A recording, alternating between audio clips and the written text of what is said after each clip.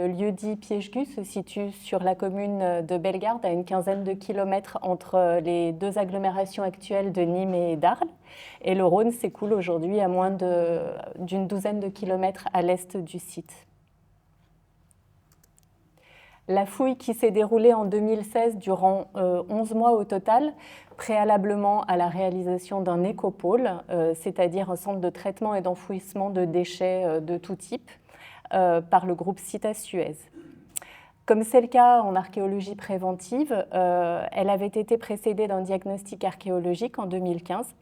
Celui-ci avait livré dans quasiment tous les sondages archéologiques réalisés sur les 25 hectares du projet d'aménagement des vestiges compris entre le Paléolithique et l'époque moderne. Suite à cela, le service régional de l'archéologie d'Occitanie avait choisi de prescrire 5 fenêtres de fouilles et 6 hectares ont été intégralement fouillés. Au total, ce sont 1 millier de structures qui reflètent la présence humaine à Piégegu depuis 22 000 ans. Et comme vous le verrez, même si c'est bien l'occupation paléolithique qui confère à Bellegarde un caractère exceptionnel, les vestiges de chaque période apportent un élément inédit ou essentiel à notre connaissance du passé régional. Des occupations discontinues mais réitérées sont attestées. Une telle longévité questionne, en effet, pourquoi les groupes humains sont revenus si souvent à Piégegu, mais sans jamais s'installer de manière réellement durable. Qu'est-ce qui rend le lieu attractif et quelles activités y ont été exercées? La situation géographique est importante. Le secteur est localisé en piémont des Costières, à proximité d'une source qui domine légèrement la plaine de la Camargue, offrant une position stratégique. Cette zone charnière entre la vallée du Rhône, la Provence et le Languedoc est visiblement un lieu de passage dès le Paléolithique supérieur, puisque durant 6000 ans de la phase magdalénienne, comme vous le verrez, les groupes de chasseurs-cueilleurs ont installé régulièrement un habitat de plein air ici. Alors si durant le pléniglaciaire, la mer est située à près de 80 km, après la dernière glaciation, le paysage subit de grandes transformations. Et le niveau marin est remonté durant les 6e et 4e millénaires avant notre ère. La côte est seulement à une dizaine de kilomètres alors. Le secteur de Piégegu se trouve proche de zones lagunaires ou marécageuses qui sont riches en ressources de tout type. Il offre les conditions propices à l'installation de petites unités d'habitation. L'eau douce, les galets et le grès sur le plateau et les versants environnants, et les forêts abritent une quantité de gibier. Pour ces populations qui pratiquent l'élevage et l'agriculture, façonnent leur vaisselle, le bois et l'argile sont disponibles sur place et les sols limoneux sont favorables à la pratique de l'agriculture. De telles installations de plein air sont attestées à partir de 5400 avant notre ère et réitérées jusque vers 3000 avant notre ère. Constituées d'une dizaine à une quinzaine de structures en creux, ces pôles d'habitat comprennent des foyers, des fosses, parfois des structures de stockage, des fosses silos, qui, après abandon, sont utilisées comme dépotoirs et livrent de nombreux rejets domestiques. Céramique, ossements, animaux, matériel de mouture, outils en silex, etc. La répartition des structures, l'étude de la vaisselle en céramique ou encore de l'outillage lithique illustrent la présence d'au moins 8 phases ou pôles différents durant cette grande période du néolithique. Une douzaine de vestiges, principalement des calages en pierre et des foyers, caractérisent le campement de plein air des tout premiers agropasteurs qui se sont installés dans la seconde moitié du 6e millénaire. Cette population a utilisé un coquillage, le cardium, pour créer des décors d'impression sur les céramiques, relativement bien connus sur d'autres sites contemporains. Ici, au sein de cette petite unité domestique, ils ont construit de grandes structures de combustion à pierre chauffée, structures qui constituent une caractéristique des implantations dites cardiales. Ensuite, Piégegu offre de rares exemples régionaux d'aménagements domestiques datant du début du 5e millénaire, généralement assez fugaces. À Piégegu, ils sont dispersés sur plusieurs hectares. Ils se caractérisent par des amas d'ossements animaux, des foyers et des fosses. Recelant des outils de silex, quartz et grès, un peu de vaisselle en céramique, mais aussi de la parure.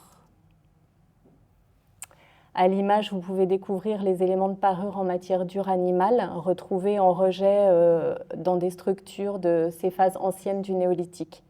Les analyses microscopiques permettent de déceler si les stries en surface sont naturelles, accidentelles ou volontaires.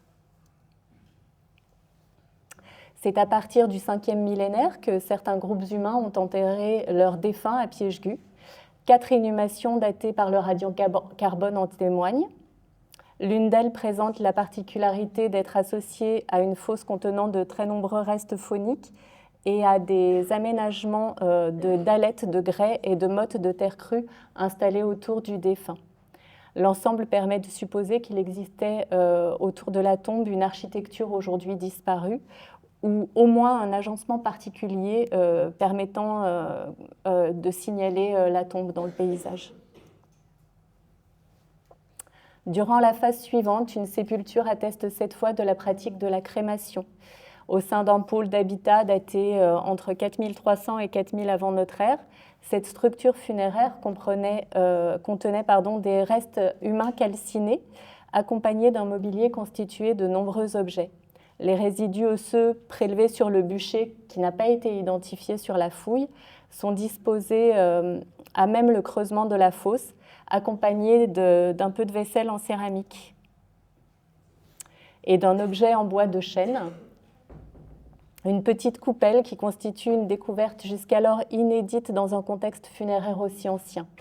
Son état carbonisé a permis sa conservation, d'une part, et a permis d'attester d'autre part qu'elle a été placée brièvement sur le feu, sans doute sur le bûcher funéraire, avant d'être prélevée et déposée ici avec les restes osseux. Un second dépôt de vaisselle en céramique et d'objets est ensuite réalisé sur le précédent. Ce sont au moins 10 récipients en terre cuite, 9 armatures de flèches et 2 herminettes, des petites haches polies en roche verte, qui sont recensées. Le nombre et la variété de cet assemblage d'objets font de cette sépulture la plus riche du midi de la France pour le 5e millénaire.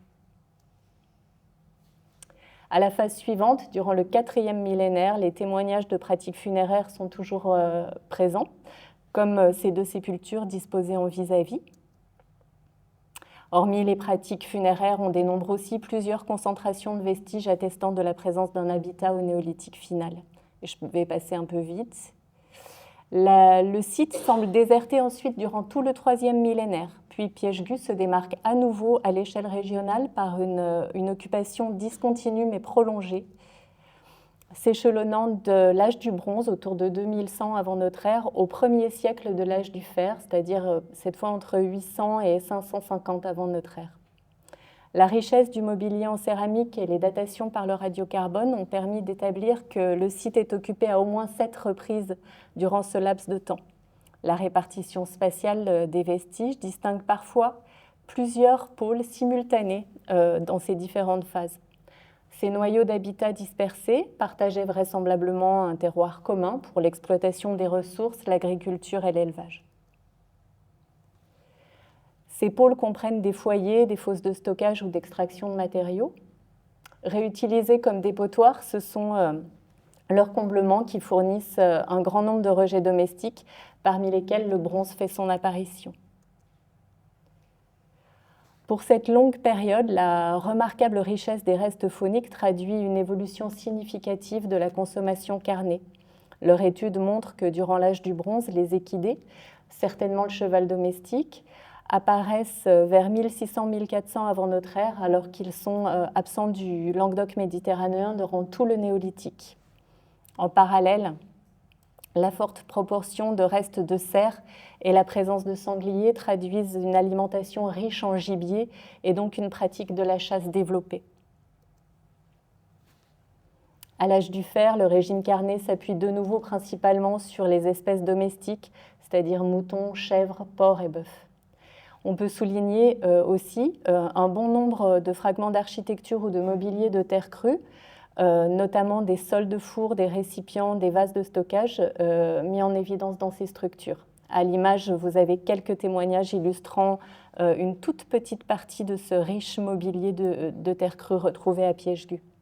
Ces rejets, très nombreux, témoignent toujours d'activités relevant de la vie quotidienne sur place. C'est particulièrement le cas de la grande quantité de fragments de céramique mis au jour pour ces périodes. Et cette vaisselle de préparation de cuisine ou servant à la consommation de denrées et de boissons est majoritairement de fabrication locale ou régionale. Mais Piège-Gur recèle également, dès le début du VIe siècle avant notre ère, de vaisselle et d'amphores importés du pourtour méditerranéen, Étrurie, Grèce, sud de l'Espagne. L'occupation, tout en restant modeste, se densifie au Ve siècle avant notre ère. Elle s'inscrit dans le maillage régional des habitats ruraux de plaine à vocation agricole qui sont connus pour la période et avait probablement des liens avec le comptoir voisin d'Espérant à Saint-Gilles-du-Gard. Un chenal naturel créé par l'érosion de la pente incise la plaine. Une de ces berges semble aménagée sur une petite portion, peut-être pour permettre l'accès à l'eau. L'écoulement est comblé rapidement et volontairement par des rejets domestiques et des apports de terre. Un seul bâtiment construit sur poteaux est avéré. Dans ses dimensions les plus modestes, sur 4 poteaux, il correspond à un modèle connu d'une cellule d'habitation protohistorique. Mais si l'on tient compte des 2 poteaux supplémentaires, il se rapproche plutôt d'un vaste édifice à vocation agricole ou pastorale, de type grenier, étable, stockage, lieu de stockage. Au moins une autre unité domestique ou artisanale peut être restituée. Elle est caractérisée par la présence d'une petite cave pourvue d'un emmarchement qui témoigne de l'existence d'un bâtiment de petite dimension aujourd'hui disparu. Ces éléments s'accompagnent de nombreuses fosses et foyers. L'établissement est délaissé vers la fin du Ve siècle avant notre ère.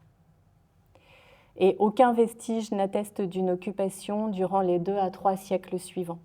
C'est sans doute ensuite dans le courant du IIe siècle avant notre ère que le paysage de Piège-Gu est transformé profondément et surtout artificiellement par la création de terrasses agricoles et de grands fossés jugulant l'érosion des pentes et permettant la mise en culture du piémont. Un chemin dessert un verger en plaine et des vignobles sur les pentes. Et au 1er siècle avant notre ère, certaines terrasses accueillent une activité artisanale. Ainsi, 2 grands fours installés côte à côte ont été bâtis en briques de terre crue. Ces fours correspondent à un type de structure bien connu dans la région, associé la plupart du temps à la production de terre cuite architecturale, d'amphores ou de céramique. Ici, aucune trace des productions n'a été mise au jour dans les fenêtres que nous avons fouillées. Pour le 5e siècle de notre ère, un petit habitat mal conservé est illustré par quelques fosses, mais le principal aménagement est un four à chaux. Une large corolle rubéfiée témoigne de la forte chaleur dégagée, nécessaire pour transformer le chargement de calcaire qui devait se situer au-dessus, comme vous pouvez le voir sur la restitution proposée à l'image.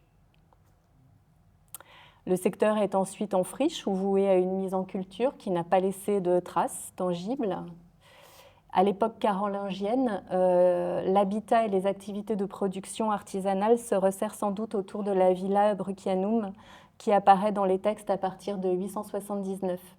Situé à environ 400 mètres au nord-est de la Fouille, le lieu est connu pour son église romane et pour avoir abrité, au moins à partir du XIIe siècle, le prieuré Saint-Vincent de Broussan. Une occupation est à nouveau attestée sur l'emprise de Fouille au tout début du XIVe siècle. Par 2 bâtiments aux murs de terre et toiture végétale. Le premier offre une surface inférieure à 50 mètres carrés divisée en 2 pièces. L'une est dotée d'une cheminée, ce qui est exceptionnel pour ces chronologies, et de sol en terre battue. Cette pièce est vouée à l'habitat, comme en témoignent les découvertes, des pots à cuire, une meule, quelques monnaies. Et l'autre pièce est occupée par du bétail et son sol était couvert d'une litière, en tout cas c'est ce qu'attestent les analyses sédimentaires. Une paire de ciseaux de tonte a été retrouvée à même le niveau de terre et nous renseigne sur le cheptel qui était un cheptel ovin. Le deuxième édifice est plus petit, il fait 20 mètres carrés et il est moins bien conservé. Il est doté d'un vaste foyer et d'un petit four culinaire, ce qui permet d'indiquer que son rez-de-chaussée était voué à la cuisine.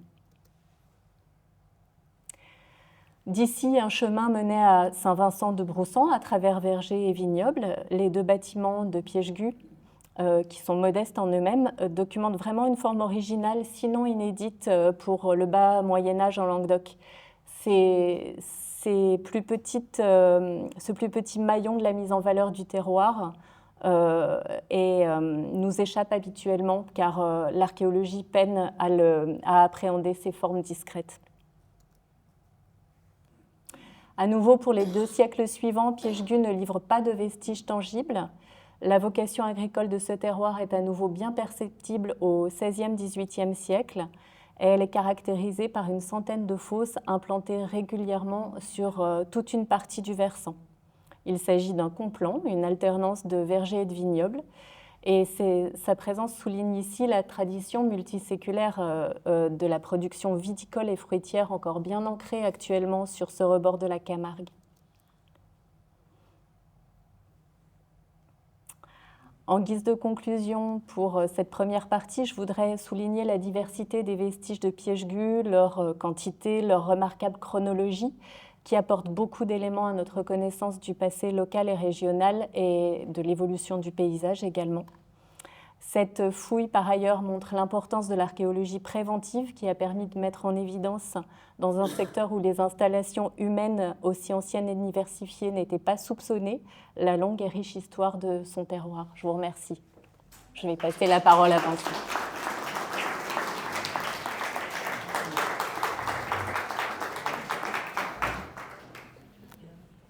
Je vais maintenant vous présenter plus précisément les découvertes relatives à la période paléolithique. Donc le paléolithique, comme je soupçonne que vous n'êtes pas forcément toutes et tous familiers avec ce terme, je vous resitue un petit peu très brièvement la chronologie dans laquelle on s'inscrit. On parle de préhistoire. La préhistoire, c'est une très longue période qui commence il y a environ 3 millions d'années avec les premiers outils en pierre taillée en Afrique, et qui se termine il y a environ 3500 ans avant notre ère avec l'invention de l'écriture. Et le paléolithique, c'est la première partie de cette très longue période qui est caractérisée par différentes choses, notamment une diversité des types humains au cours du temps, et également quelque chose qui était assez important, c'est une très grande variation des températures globales au cours du temps. Il y a une alternance de périodes très froides et de périodes plus tempérées. Les périodes très froides, c'est ce qu'on appelle des glaciations. Il faut imaginer qu'à certaines époques, il y avait les calottes glaciaires qui s'étendaient jusqu'aux latitudes du nord de la France. Tout le Royaume-Uni était couvert de glace, donc des températures qui étaient nettement inférieures aux températures actuelles. Et ça a fluctué au cours du temps jusqu'à environ 10 000 ans avant le présent avec la mise en place du climat actuel. Et donc ça, c'est les alternances de phases plus froides et de phases tempérées. Et moi, je vais vous parler plus particulièrement du Paléolithique supérieur, donc c'est la fin de cette très longue période. Et c'est une période qui est marquée par l'arrivée en Europe de l'Homo sapiens, de notre espèce au sens biologique, venu du Proche-Orient.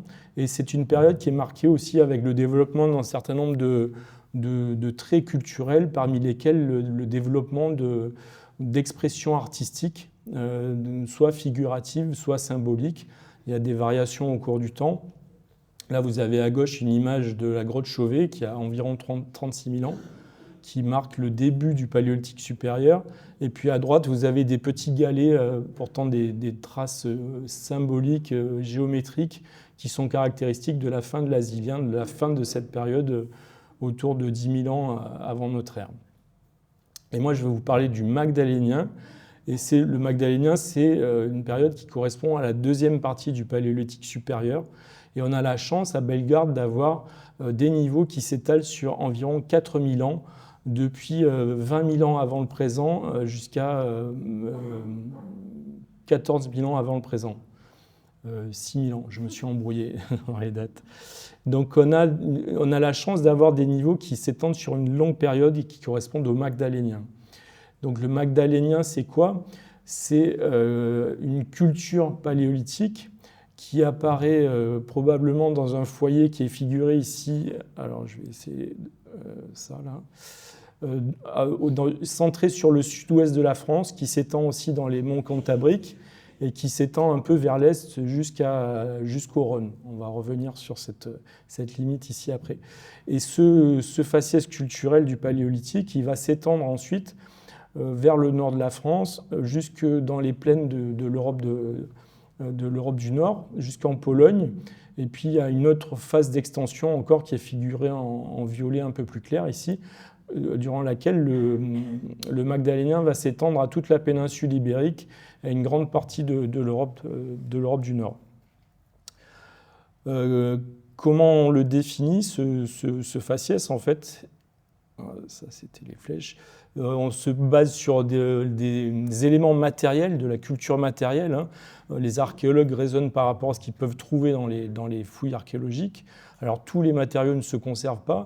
On a la chance d'avoir dans certains sites des matières dures animales, de l'os, du bois de renne, de l'ivoire. Et on se rend compte qu'au Magdalénien, les gens qui vivaient à cette période utilisaient ces ressources comme matière première pour produire des outils, des armes de chasse. Vous avez peut-être vu déjà des images de harpons, de pointes de saguet, comme on peut en voir ici à l'image. C'est une période aussi qui est marquée par un foisonnement des expressions artistiques dans les grottes ornées, parmi lesquelles la grotte de Lascaux, donc parmi les plus célèbres en Dordogne, mais aussi Altamira en Espagne, dans les monts Cantabriques, et la grotte de Niaux dans les Pyrénées. Ça, c'est quelques-uns des exemples des expressions artistiques qu'on peut trouver durant cette période. Et on va avoir aussi toute une part des analyses qui se basent sur les productions en matière lithique, en silex. Hein, on va avoir des styles particuliers au cours du temps de fabrication des armes de chasse en silex. Je reviendrai un petit peu après sur ces aspects-là. Vous avez pu observer sur la carte là qu'il y a toute une partie en jaune, donc, qui correspond en gros à la péninsule italienne et aux Balkans au-delà. Et au même moment, contemporainement au Magdalénien, on a dans ces régions-là d'autres expressions, que ce soit au niveau artistique, avec par exemple des blocs gravés, des blocs d'ocre, des blocs de calcaire sur lesquels sont observées des figurations en ocre, comme à l'abri d'Almérie dans le nord de l'Italie, ou dans l'abri Villabruna dans le nord de l'Italie également, des dessins plus géométriques. Le premier était probablement un personnage humain, et le deuxième porte plutôt des figurations de type symbolique ou géométrique. Et dans les mêmes sites, dans ces régions-là, on a des silex taillés aussi, qui ont des formes légèrement différentes de ce qu'on peut trouver dans le Magdalénien. Voilà comment raisonnent les archéologues, les préhistoriens, pour définir durant cette période des provinces qui sont volontiers interprétées comme des provinces culturelles. On aurait d'une part les populations magdaléniennes de côté ouest et d'autre part des populations dites épigravétiennes en Italie et dans les Balkans.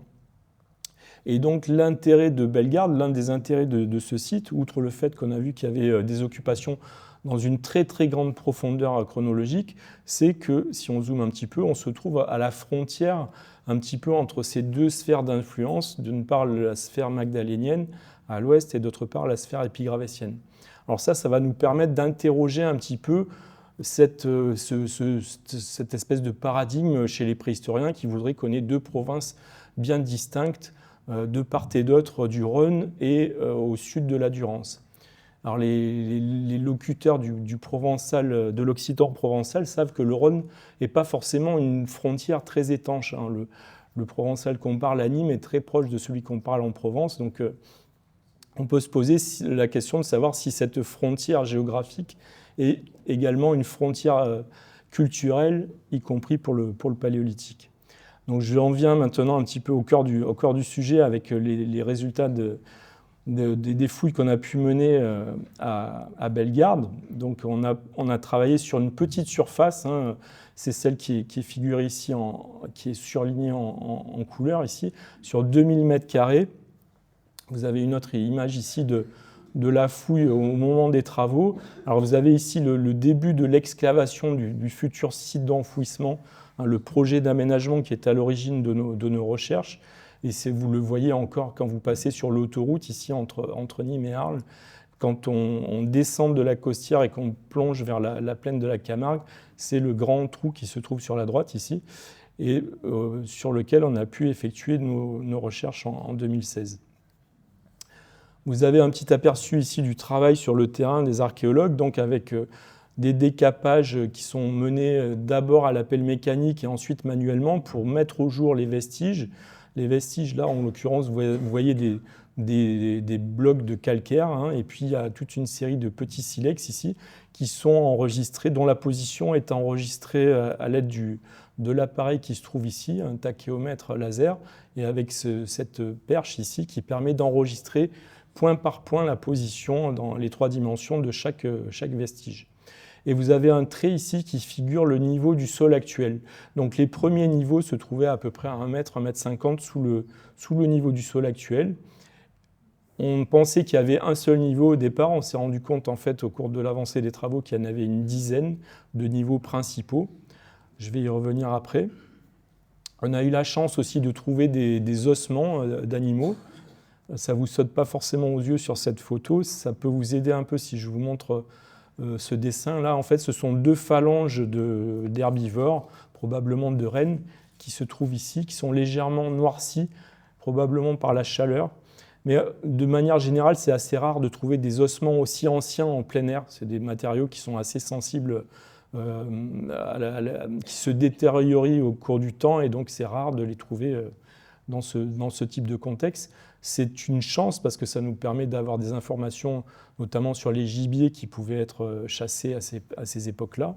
Et puis ça nous donne un certain nombre d'autres informations aussi, notamment sur la saisonnalité des occupations. Voilà, je vous ai dit que les premiers niveaux se trouvaient à peu près à 1,50 m sous le niveau du sol actuel, c'est-à-dire à peu près ici. Et les niveaux les plus anciens pour le paléolithique à Bellegarde se trouvent à environ 7 mètres sous le niveau du sol actuel. Donc ça a imposé de faire des décapages successifs comme ça avec des engins mécaniques et puis s'arrêter à chaque fois qu'on trouvait de nouveaux vestiges de façon à les dégager de manière très méticuleuse à la main. Tous les sédiments qui sont prélevés dans les niveaux d'occupation, vous voyez, sont placés dans des seaux ici, les seaux blancs pour les prélèvements. Et l'ensemble de ces sédiments sont ensuite tamisés à l'eau sur place à l'aide de cette structure-là, de façon à recueillir tous les petits éléments qui sont intéressants dans les sédiments. Alors pour ces périodes-là, les éléments intéressants, ça peut être les silex, sachant, là tout ce que vous voyez ici, ce sont des silex, sachant que parmi les tout petits éléments, ici on va avoir des armatures liées à la chasse, donc des objets qui sont vraiment taillés intentionnellement et transformés pour être ensuite collés sur des pointes de projectiles. Et c'est sur ces éléments-là, qui font parfois 1 centimètre seulement de plus grande dimension, que vont se faire les attributions culturelles par rapport aux 2 sphères d'influence que je vous ai présentées tout à l'heure. Dans les éléments intéressants, on va avoir aussi, il y en a parfois qui sont vraiment de toutes petites dimensions. On va avoir des ossements, des fragments d'ossements brûlés. Ça donne des informations des fois aussi sur l'utilisation de l'os comme combustible. Et puis on va avoir aussi des petits charbons de bois. Alors ça c'est intéressant pour différentes raisons. La structure des charbons de bois, quand on les observe au microscope, ça permet aux spécialistes de déterminer à quelles espèces ces charbons ont appartenu. Donc ça nous donne une indication de l'environnement, du climat. En fait, les différentes espèces, les deux principales qu'on a trouvées à Bellegarde, c'est du pin sylvestre et du bouleau. Ce n'est pas tout à fait les mêmes proportions en fonction des niveaux. Il y a plus de pin sylvestre dans les niveaux les plus anciens et plus de bouleau dans les niveaux les plus récents. Donc ça montre une évolution du climat, un radoucissement global des températures. Et l'autre intérêt des charbons, c'est qu'on peut faire des datations dessus par la méthode du carbone 14. Je ne rentre pas dans les détails, mais c'est une méthode qui est basée sur l'évolution au cours du temps de la radioactivité naturelle. Quand un être vivant meurt, le taux de carbone 14 qu'il contient baisse progressivement au cours du temps avec un rythme qui est connu. Et donc si on mesure la quantité de carbone 14 qui reste dans un charbon de bois ou dans un ossement, on arrive à savoir à quel âge depuis quand il est mort. Donc là, on a fait toute une série de datations par la méthode du carbone 14 sur tout un ensemble de charbons de bois qui ont été trouvés dans les niveaux de Bellegarde. Là, le tableau que vous voyez, c'est un petit peu obscur peut-être, mais on voit ici donc, les résultats de ces datations qui sont très cohérentes entre elles, avec les niveaux les plus anciens qui sont les plus profondément enfouis et les niveaux les plus récents qui sont les plus proches de la surface. Vous allez me dire que ça va un petit peu de soi, mais ce n'est pas toujours le cas dans les fouilles archéologiques. Des fois, on a des incohérences dans l'ordre des datations qui peuvent traduire des problèmes de stratigraphie, de conservation, de bouleversement par des animaux fouisseurs, des choses comme ça, qui font qu'on a affaire à une séquence qui n'est pas bien ordonnée, qui n'est pas bien fiable. Là, vraiment, on a la chance d'avoir une cohérence parfaite au cours des 4 millénaires que dure l'occupation, les 6 millénaires que dure l'occupation magdalénienne, depuis les niveaux les plus anciens, ici du Magdalénien inférieur initial, autour de 20 000 ans avant notre ère, jusqu'au niveau magdalénien supérieur ancien, ici autour de 14 000 ans avant notre ère. Voilà, je ne vais pas rentrer plus dans les détails pour la séquence, je vais vous montrer quelques focus sur les découvertes les plus marquantes. Là, ça c'est juste pour vous montrer une idée de l'organisation dans l'espace des vestiges qui ont été trouvés et comment ça se présente. Il peut y avoir parfois des accumulations de pierres chauffées, brûlées, qui marquent un niveau de foyer. Parfois, ça peut être simplement un niveau de sédiment rubéfié, légèrement rougi par la température. Ça peut être l'emplacement d'un ancien foyer, mais pour lequel il n'y a pas de pierre qui le délimite. Et puis donc notre collègue Christophe Rouloubet, qui a travaillé sur l'étude et la séquence chronologique, a livré ce plan phasé ici avec des couleurs qui montrent les différentes phases d'occupation au cours du temps, depuis les plus anciennes en vert ici, jusqu'aux plus récentes en bleu. Ça, c'est la vue en plan. Et si on schématise un petit peu la séquence comme une espèce de millefeuille avec différentes couches, on arrive à ce résultat-là. Donc les niveaux les plus anciens autour de 20 000 ans avant notre ère et les niveaux les plus récents autour de 14 000 ans avant notre ère. Donc je ne vais pas vous donner des informations sur tous les niveaux. C'est vraiment quelque chose d'extrêmement riche en termes de résultats et on est loin encore d'avoir exploité toutes les découvertes qu'on a faites. Je vais juste mettre l'accent sur deux périodes, la plus ancienne ici et puis la phase du Magdalénien moyen un petit peu après. Donc les niveaux les plus anciens sont caractérisés, comme je le disais, par des silex taillés qui sont de toutes petites dimensions. On a des lamelles qui font entre 1 et 3 cm de longueur, qui sont légèrement transformés sur les bords. Il faut imaginer que c'est des éléments qui ont servi qui ont été collés avec des adhésifs réalisés à partir de résine végétale, qui ont été collés à l'extrémité de pointes de projectiles en série comme ça, de façon à augmenter le pouvoir dilacérant des pointes de lance pour ces périodes-là. Dans ces niveaux, on a aussi trouvé des éléments de parure, des petites perles.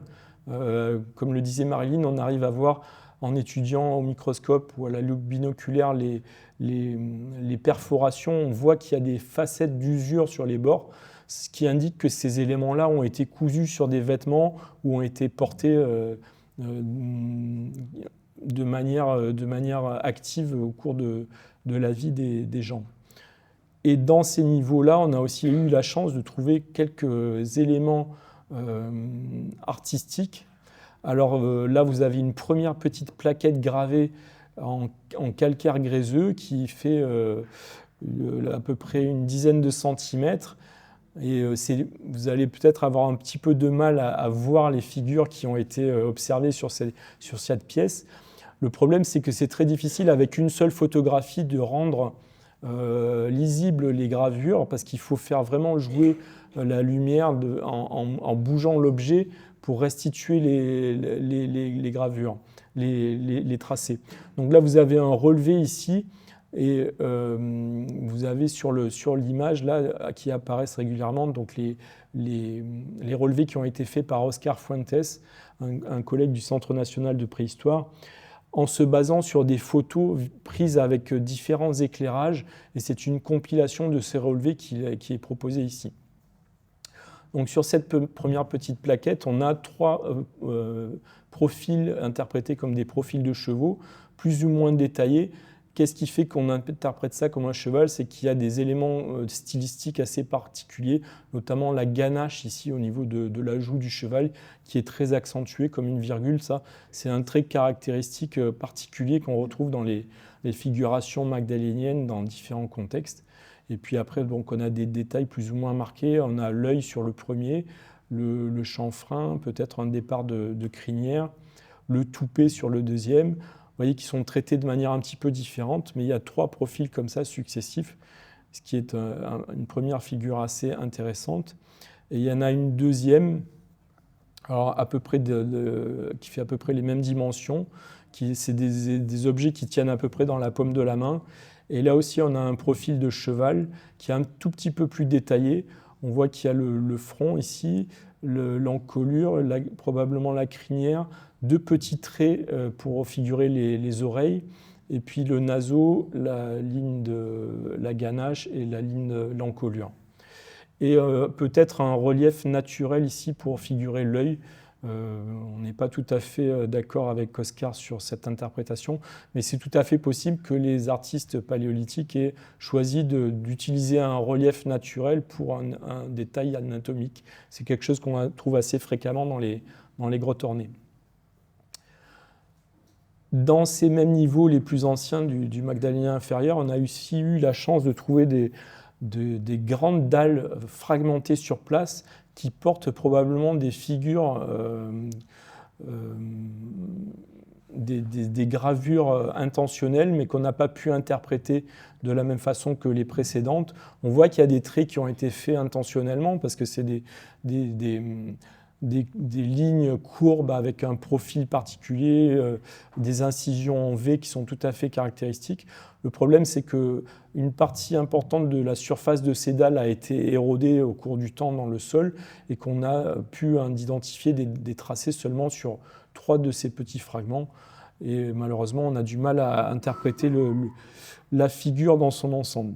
Mais ce qui est intéressant, c'est que ces éléments sont associés dans le niveau d'occupation avec des petits fragments de matière colorante, rouge en général.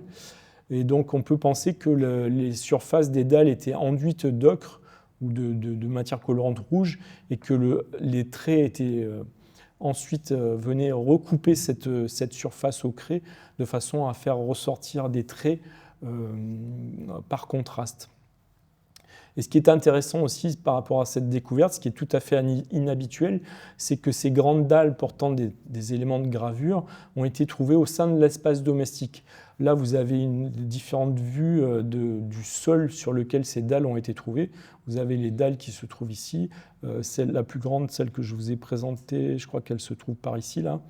Donc, et elle se trouve près d'un certain nombre de foyers. Tous les petits points que vous voyez ici, ce sont des éléments en silex taillé qui ont été coordonnés. Donc on est vraiment probablement au sein du campement, peut-être dans une tente ou dans un lieu d'occupation dont on n'a pas retrouvé de traces matérielles parce qu'elle était réalisée en matériaux périssables, peut-être des poteaux en bois couverts de peaux d'animaux. Tout ça, ça ne laisse pas de traces, mais on a par contre au sol les traces des foyers et des dalles dont je vous ai parlé. Et ce qui est intéressant, c'est que cet art gravé se trouve donc dans un espace accessible à tout le monde. C'est loin d'être systématiquement le cas pour le paléolithique. Si on prend un seul exemple, celui des grottes du Volpe en Ariège, avec le Tuc de Doubert et la grotte des Trois Frères, qui ont livré des éléments artistiques parmi les plus complexes et les plus spectaculaires de ces périodes-là, on se rend compte que c'est des œuvres qui sont très très loin de l'entrée de la grotte. Là, vous avez l'entrée de la grotte du Tuc d'Audoubert qui se trouve ici, représentée par cette flèche, et les bisons en argile se trouvent tout au fond, à plusieurs centaines de mètres de l'entrée. Et les autres entrées ici pour la grotte des Trois Frères, c'est la même chose. La salle ornée se trouve, le sanctuaire orné se trouve très loin, à plusieurs centaines de mètres de l'entrée. On pourrait multiplier les exemples comme ça. On pense que dans le cas des grottes ornées, on a affaire à un art qui est un petit peu destiné à des initiés, en tout cas qui n'est pas accessible comme ça et de manière immédiate à l'ensemble du groupe. À Bellegarde, on se trouve dans une situation un petit peu différente, puisque les dalles sur lesquelles il y a des gravures, elles se trouvent dans l'espace domestique, probablement au sein même du campement, donc avec probablement une notion de visibilité plus large que dans l'exemple de la grotte ornée dont je viens de vous parler. Voilà, ça c'était pour les niveaux les plus anciens.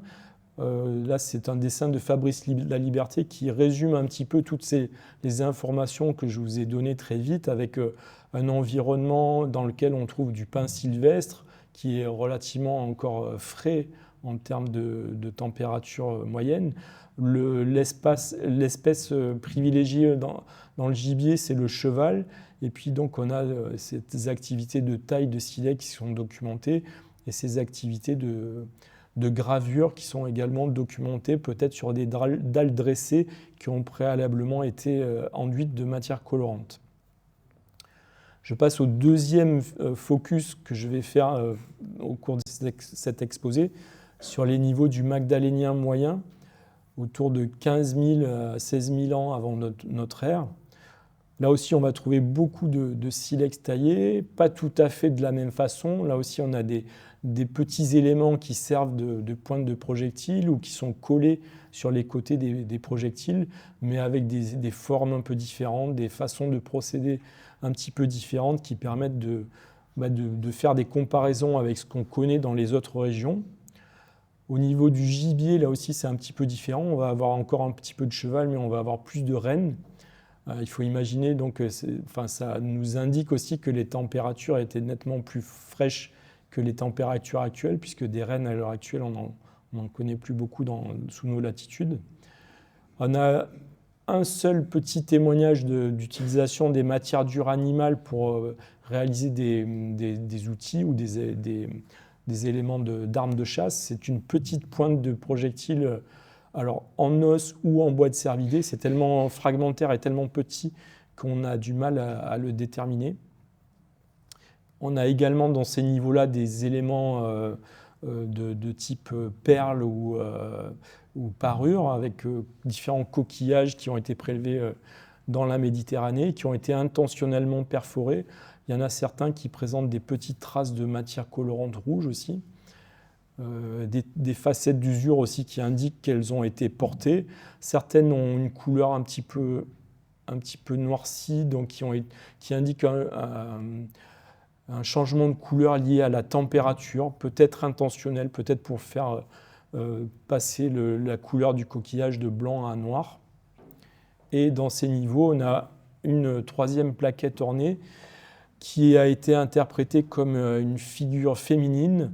Je vous place le relevé proposé par Oscar Fuentes. Donc on aurait la figuration d'un sexe féminin avec les lèvres, le sillon vulvaire et le haut des membres inférieurs, donc les jambes de part et d'autre, ce qui peut peut-être vous laisser sceptique.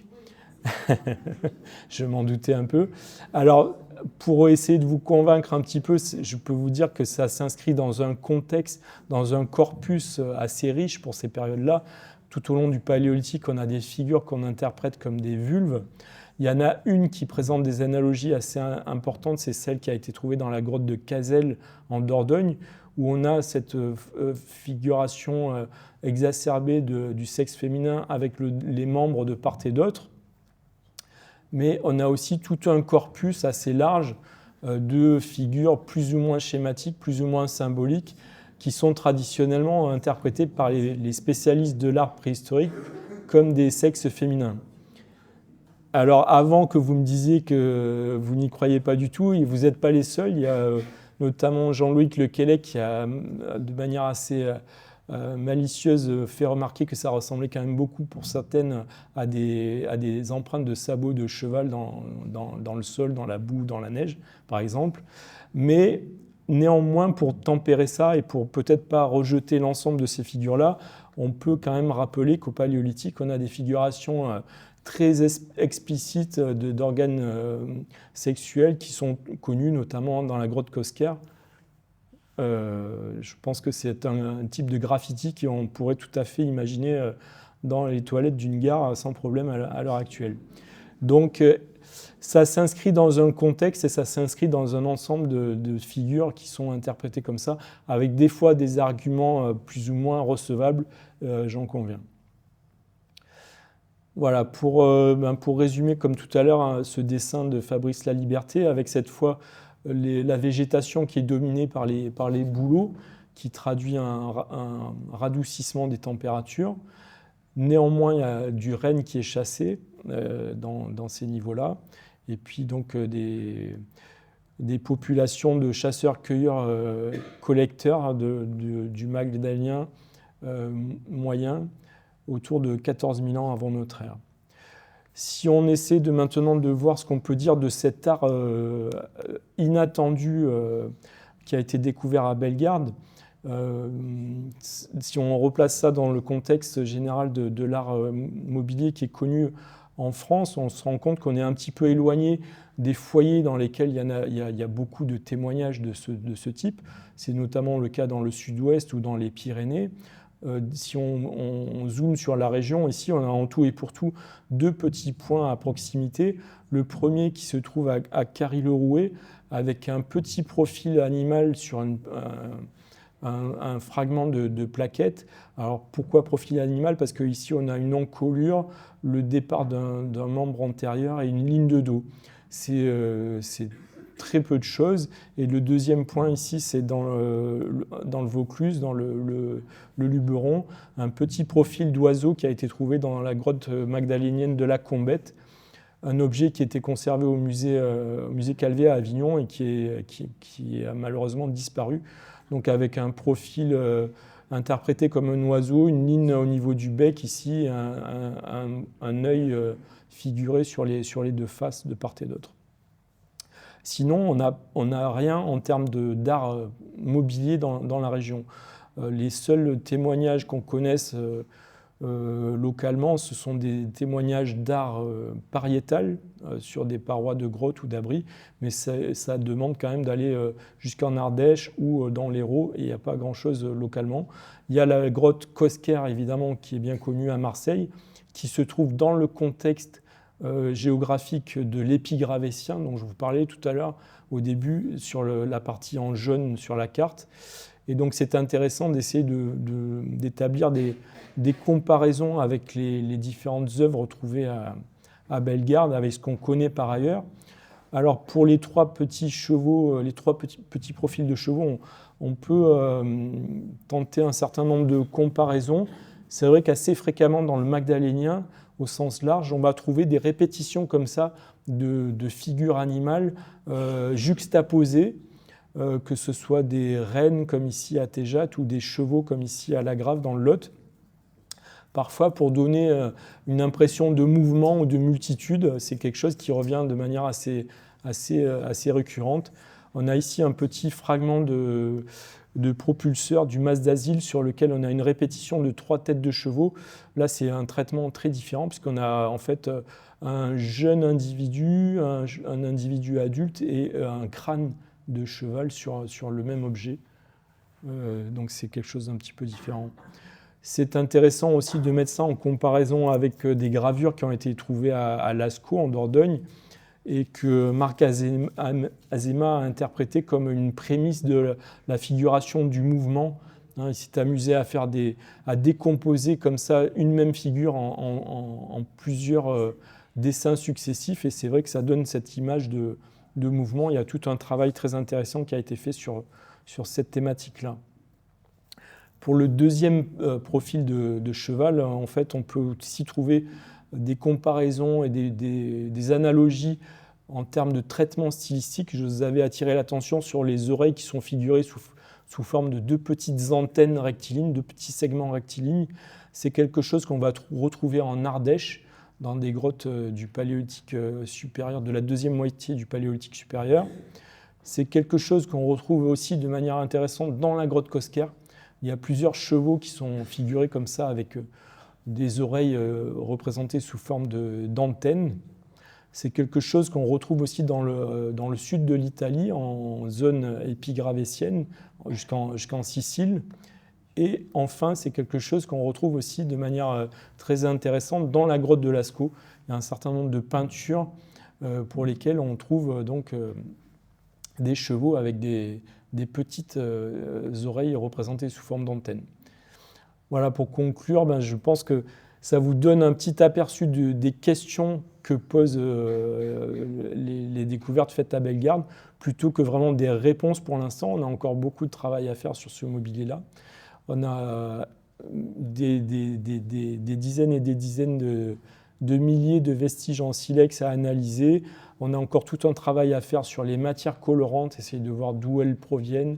Est-ce qu'on peut mettre en évidence des origines et des liens peut-être encore plus forts que ce qu'on a pu trouver jusqu'à présent en termes stylistiques entre les découvertes de Bellegarde et d'autres sites avec des œuvres d'art contemporaines.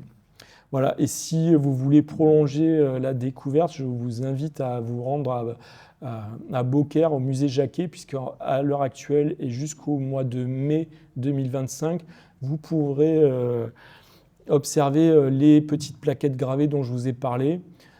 Et vous aurez accès aussi, ce qui est assez intéressant, si vous y allez, prenez un smartphone avec vous, parce que vous aurez des liens vers des images qui restituent, sur lesquelles vous pourrez faire varier l'éclairage. Et ça facilite énormément la lecture. Et c'est beaucoup plus facile à lire avec un éclairage variable, même s'il est artificiel, qu'avec une seule image, comme j'ai pu vous les montrer pendant cette conférence. Voilà, je vous remercie pour votre attention. Et puis si vous avez des questions, n'hésitez pas, évidemment.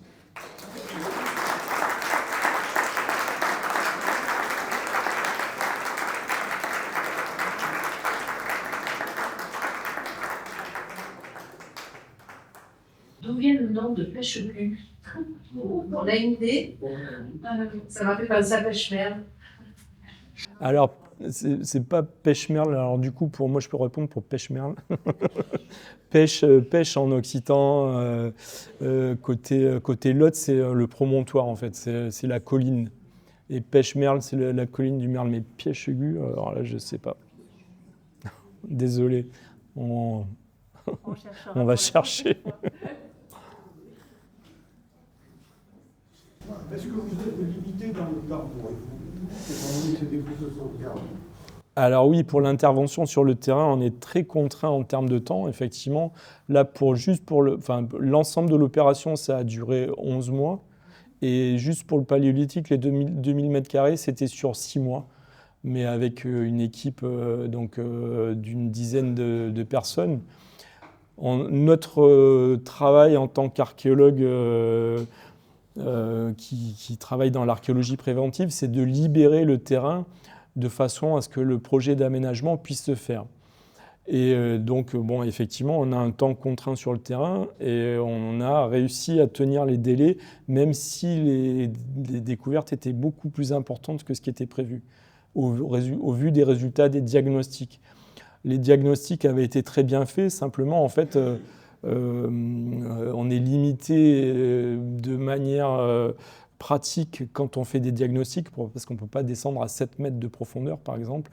En général, on s'arrête à 2-3 mètres de profondeur et on se base sur les résultats, les observations faites dans ce cadre-là. Les collègues du service régional d'archéologie se basent sur les résultats des diagnostics pour faire la prescription de fouilles, pour calibrer les moyens et le temps qui seront nécessaires pour réaliser la phase de terrain. Après le terrain, il y a tout le traitement des données. Et là aussi, on a été contraint en termes de temps parce qu'on n'a pas des moyens extensibles à l'infini, évidemment, on vit dans un monde réel, donc, mais malgré tout, on a dû définir avec les collègues du service régional d'archéologie les attendus pour remplir notre contrat par rapport à l'opération elle-même. Mais là, on continue, au-delà de ce premier résultat, à alimenter les données parce qu'on a encore des choses à étudier, quoi. Je ne sais pas si ça répond à votre question. Lors de la construction, enfin des travaux de construction de l'autoroute de l'autre côté de la colline de Bellegarde, en quelque sorte sur la commune de Quessard, on a trouvé un habitat. Est-ce qu'il serait contemporain il s'agit d'une cabane? Alors, il me semble que c'est du néolithique, c'est-à-dire c'est plus récent. Enfin, il y a des... Dans ce que Marilyn a présenté, il y a des choses qui sont contemporaines. Ouais. Le néolithique, c'est les premiers agriculteurs. Donc là, moi, ce que je vous ai présenté, c'est encore des chasseurs-cueilleurs nomades. Et puis là, il y a quelques milliers d'années, oui. Oui, si tu veux revenir un peu sur le Magdalénien, à gauche du Rhône et à droite des petits Vandéciens. Est-ce que ce sont les mêmes périodes exactement? Alors, effectivement, c'est contemporain, mais après, la question qui se pose, c'est est-ce que ces régions, est-ce que ces provinces ont une validité en termes... pour les gens de l'époque. Ça a un sens pour les archéologues, parce que nous, on se base sur la forme des outils, et parce que c'est les seuls éléments concrets sur lesquels on peut raisonner.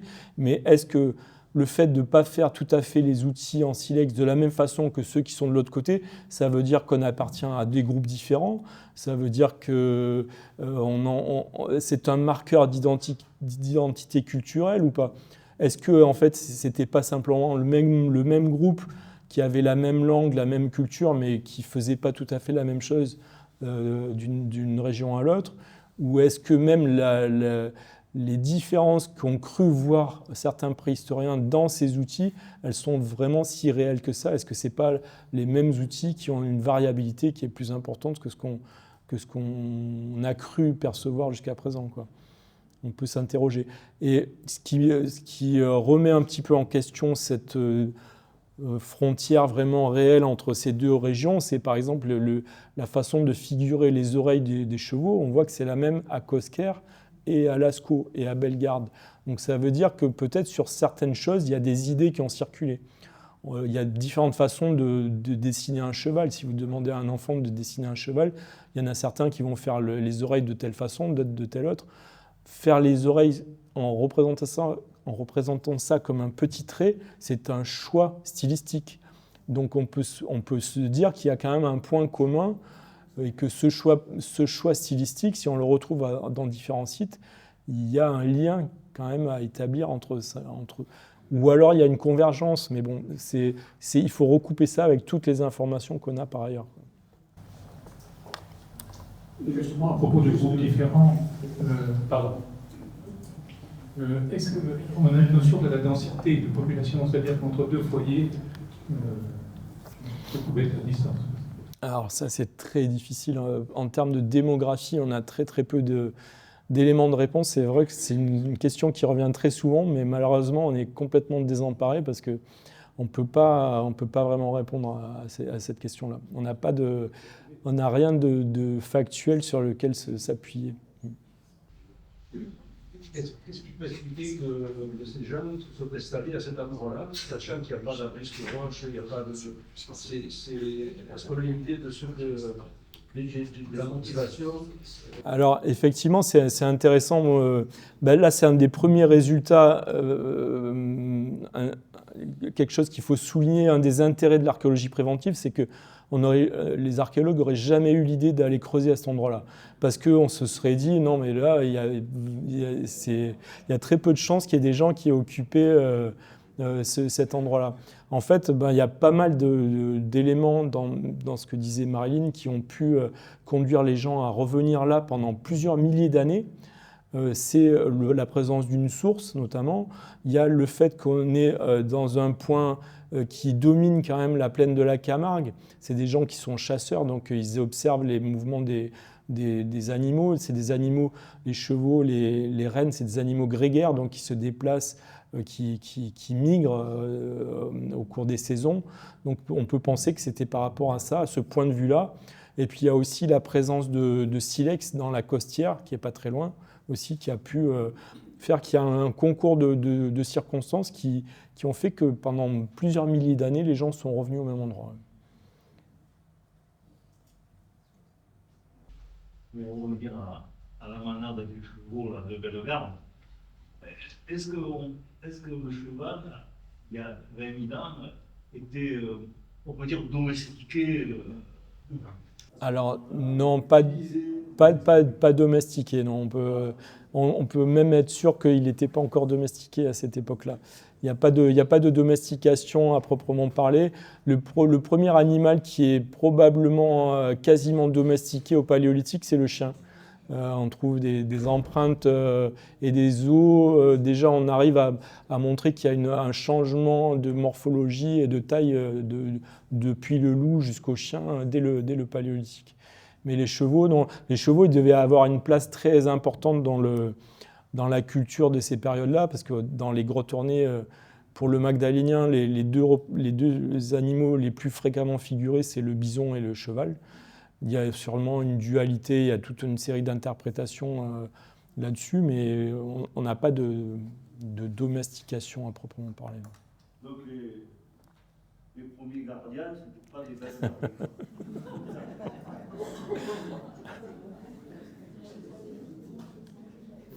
Quel pourrait être l'impact, enfin, j'imagine que vu la richesse de toutes ces découvertes, on peut souhaiter ardemment qu'il y ait une suite, que des suites soient données sur le plan touristique ou tout autre.